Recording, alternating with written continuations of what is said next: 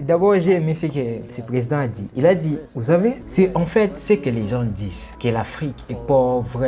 C'est toujours la même information qui vient dans nos oreilles, le même discours qui vient dans nos oreilles.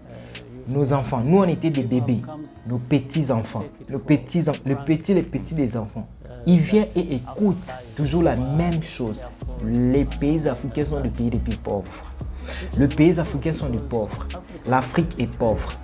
En fait, vous savez, quand tu es comme ça, une personne vient et te dit que non, toi tu es pauvre, et toi tu acceptes ça. Mentalement déjà tu es pauvre parce que tu n'auras même plus les forces de le faire.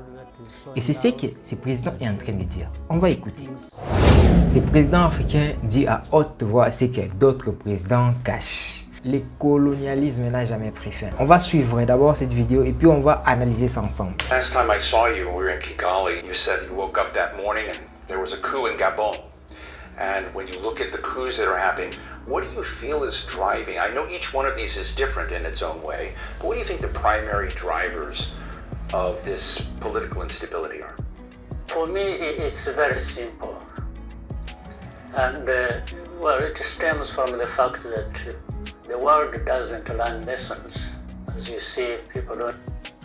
Là, les journalistes posent la question à le président rwandais Paul Kagame de savoir pourquoi les pays africains restaient toujours comme ça. Ça n'évolue pas, les choses n'avancent pas. Mais qu'est-ce qui fait que vous êtes toujours comme ça? Les choses n'évoluent pas en Afrique, toujours la même chose. Et là, le dirigeant rwandais, le président rwandais, il est en train de répondre. Et là, il dit déjà que non, c'est simple. Vous devez savoir que ça vient du fait que le monde n'apprend pas les leçons. Le monde n'apprend pas des leçons. On va écouter. Don't even learn lessons about what happened in our country. What is happening across the countries where coups have been taking place? People should be asking themselves, are these coups just happening, or they're happening for a reason? And that is something that maybe has been ignored in the past for many years and hasn't been addressed. And that is really, what do you do for the development of these societies, these countries? And people have come to take it for granted that Africa is poor and therefore it must remain as such. D'abord, j'ai aimé ce que ce président a dit. Il a dit, vous savez, c'est en fait ce que les gens disent, que l'Afrique est pauvre.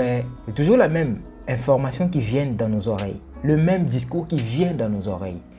Nos enfants, nous on était des bébés, nos petits-enfants, les petits des enfants. Ils viennent et écoutent toujours la même chose. Les pays africains sont des pays les plus pauvres. Les pays africains sont des pauvres. L'Afrique est pauvre. En fait, vous savez, quand tu es comme ça, une personne vient et te dit que non, toi tu es pauvre, et toi tu acceptes ça. Mentalement déjà tu es pauvre parce que tu n'auras même plus les forces de le faire. Et c'est ce que ce président est en train de dire. On va écouter. Parce qu'il dit, et puis il ajoute quelque chose et dit, ce qui n'est pas vrai. C'est pas vrai car là, les pays africains, ce sont des pays les plus riches. Which is not true because Africa is actually very rich, both in terms of natural resources, human capital. En termes des ressources naturelles, des capital humain, vous pouvez les nommer, je ne pense pas qu'il y ait vraiment des pays pauvres en Afrique. Si on parle des ressources naturelles, quels continents peuvent comparer à l'Afrique? Bon, je ne sais pas.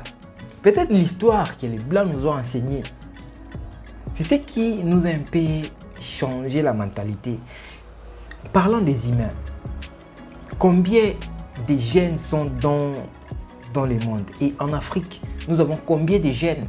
Vous devez savoir que les jeunes qui sont en fait à la base de l'évolution du continent ou du pays. So you can name it. I don't think there's any geographical space in this world that is so endowed with such. Si on parle de l'espace géographique, parce que je pense qu'il a mentionné quelque chose d'important. J'ai été au Congo, je vous jure, je me suis déplacé dans plus de 7 provinces en RDC. Je vous jure, Je vous jure, l'Afrique est encore vide. L'Afrique est encore vide. Je vois des gens qui sont en train de réclamer des parcelles, mais moi je me pose des questions.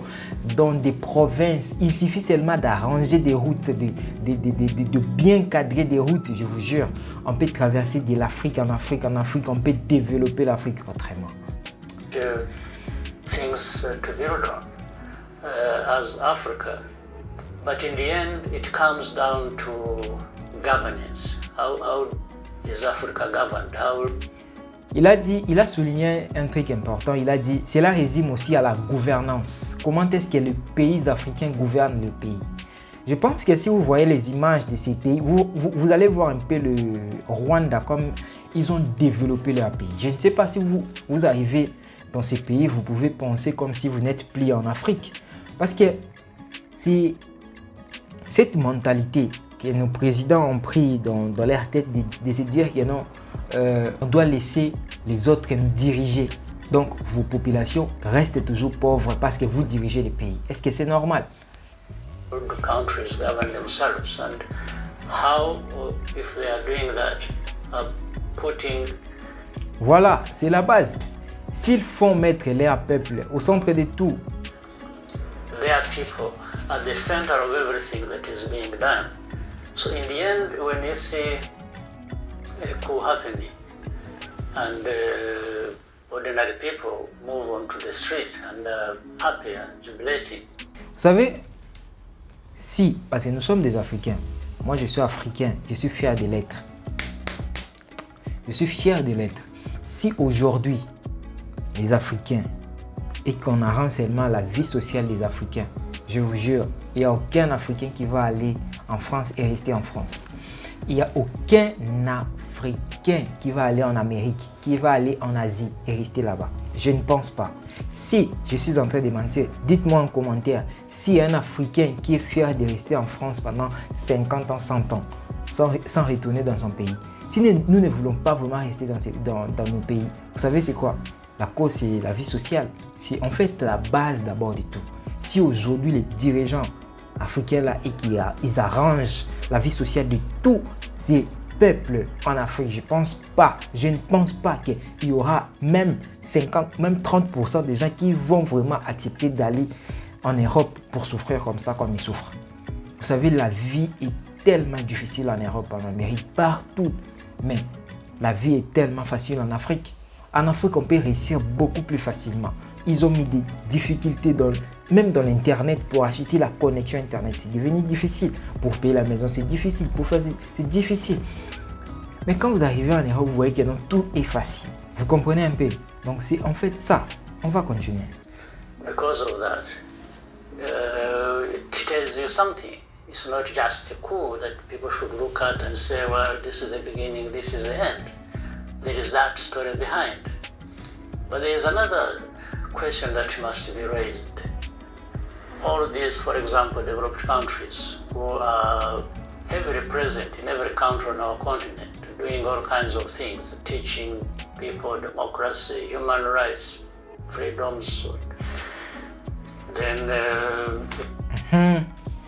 J'ai aimé ce que le président a dit. Il a dit, en fait, tous ces pays-là qui dirigent aujourd'hui le monde, tous ces pays-là, je parle de la France, moi je cite. Peut-être lui n'avait pas cité, moi je suis en train de citer. On parle de la France, on parle de l'Italie, on parle de l'Angleterre, on parle des États-Unis.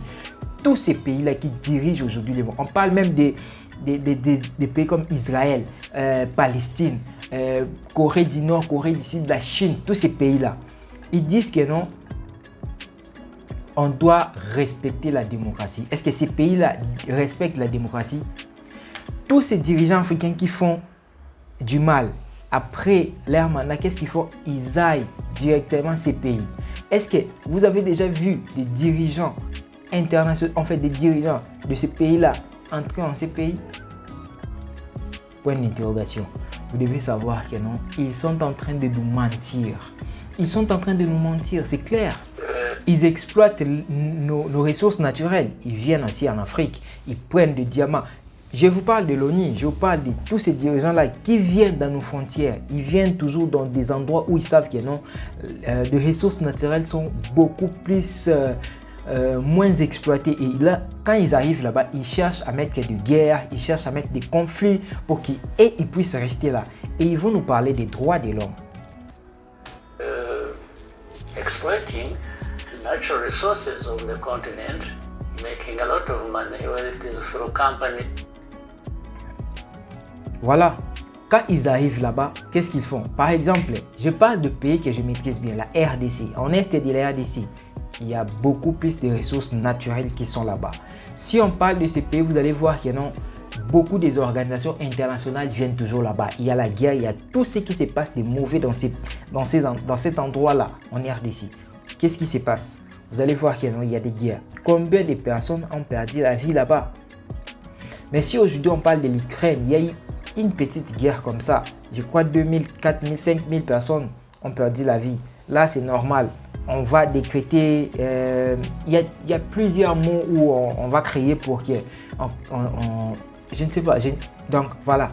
Maintenant, imagine dans des pays comme la RDC, où les gens, où les familles ont perdu plus de 5 millions des habitants. En RDC, on perd presque 2 millions d'habitants dans ces zones. Mais il n'y a personne qui vient pour parler pour la RDC. Et vous allez dire que non, les dirigeants internationaux là, ils vous aiment. Vous devez diriger et comprendre ce qui se passe. So, whatever is taking place, sometimes countries, are playing their part directly in this exploitation of these natural resources that should have brought wealth to our countries. So one would ask, so why are you there for 50 years? Vous savez, ces gens-là, ils ont fait plus de 50 ans, plus de 20 ans, plus de 30, 100 ans même, voilà. Ils sont là. Mais quel pays en Afrique est fier de se dire que non, depuis que ses partenaires européens ou américains sont là, notre pays a évolué? Point d'interrogation. And you are doing all kinds of things, business, all kinds of transactions. For you, you get better for it. But voilà. Ce qui se passe, c'est que ce pays-là reste toujours pauvre. D'abord, ils s'appauvrissent encore. Ils viennent, vous savez, en RDC, en Boujima, ici à Bukavu, vous allez voir des habitants qui vendent des diamants à 5000 francs CFA qui n'équivaut même pas à 10 $. Et ces diamants-là, quand ils partent avec ça en Europe ou en Amérique, ils les vendent à plus de 50 000 $. Dans la vidéo, je pense qu'on a presque compris tout ce que le président rwandais a parlé avec les journalistes. Donc en fait, c'est que les dirigeants africains doivent comprendre. On n'a plus dans les temps où on doit plaider que non, nous voulons organiser les élections. Vous devez nous aider avec les fonds. Vous avez déjà vu les pays européens ou américains demander de l'aide en Afrique. Hein? Demander de l'argent en Afrique? Non. Et pourquoi seulement nous en Afrique on va demander? Donc c'est que nous sommes toujours colonisés. Est-ce qu'on ne peut pas faire autrement les choses? Et si on peut le faire, pourquoi pas dites-moi en commentaire qu'est-ce que vous pensez dans cette vidéo. Si vous êtes pour ou vous êtes contre. Merci pour tous ces gens qui nous soutiennent. À plus.